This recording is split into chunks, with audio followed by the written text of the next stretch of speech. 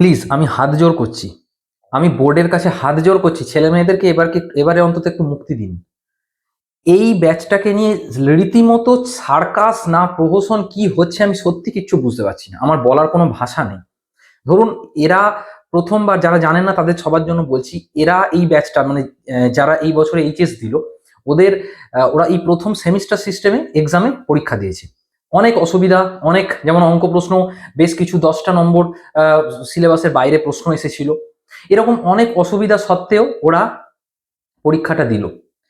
এদের অনেকের স্বপ্ন হচ্ছে জেন পাস এক্সামটা ভালো করে দেবো, নিট ভালো করে দেবো।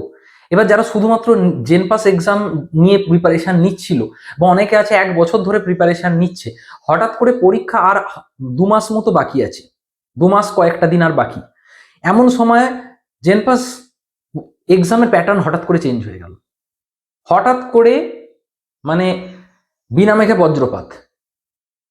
জানা যাচ্ছে যে এবারে যে লজিক্যাল রিজনিং বলে যে সেকশনটা ছিল জেন পাসের পেপার 1-এ, সেটাকে তুলে দেওয়া হয়েছে, তার বদলে হেলথ অ্যাপটিটিউডটা দেওয়া হয়েছে। তো আপনারা হেলথ অ্যাপটিটিউড দিন, তাতে আমার কোনো বিন্দুমাত্র কোনো সমস্যা নেই, ছাত্রছাত্রীদেরও সমস্যা নেই, কিন্তু সেটা অন্তত 1 বছর আগে থেকে জানান, কয়েকটা মাস আগে থেকে জানান, বেশ কয়েকটা মাস, পরীক্ষার 2 মাস মতো বাকি আছে, সেই সময় আপনারা জানাচ্ছেন। প্লিজ এটা করবেন না।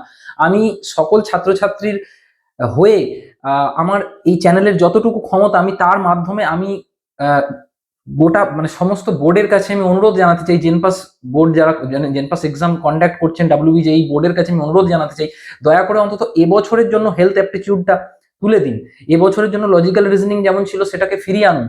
আর এবং ছাত্রছাত্রী, তোমাদেরও যারা এই ভিডিওটা দেখছো বা যারা গার্জিয়ান যারা ভিডিওটা দেখছেন, আপনাদেরকেও কিন্তু একটা দায়িত্ব আছে।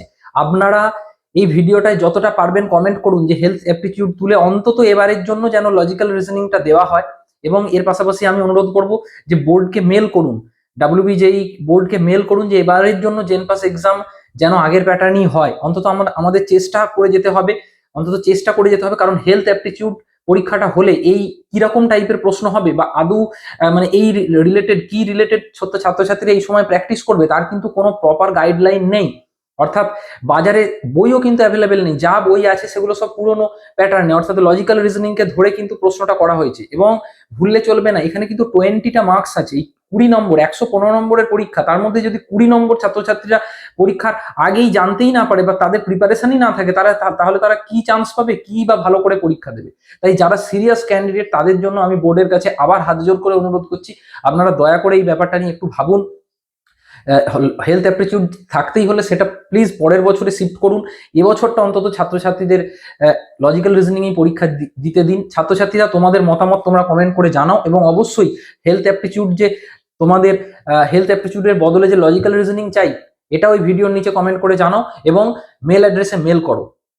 Thank you.